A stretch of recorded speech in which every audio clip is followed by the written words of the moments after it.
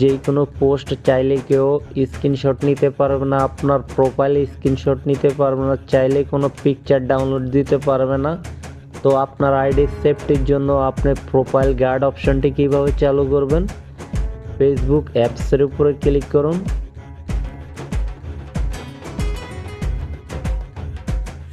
Three dot এটাতে click করুন,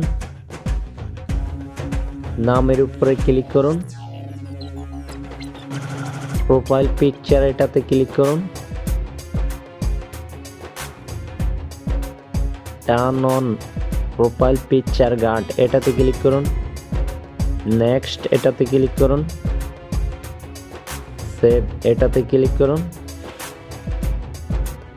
তো দেখেন এখন গার্ড অপশনের লোগোটি কিন্তু এখানে শো হয়ে গেছে। এখন এই প্রোফাইলে কিন্তু চাইলেই কেউ স্ক্রিনশট নিতে পারবে না, আর হচ্ছে যেই কোনো কিছু নিচে যেই কোনো পোস্ট আর কেউ স্ক্রিনশট নিতে পারবে না। এটা হচ্ছে আপনার প্রোফাইলের সেফটির জন্য।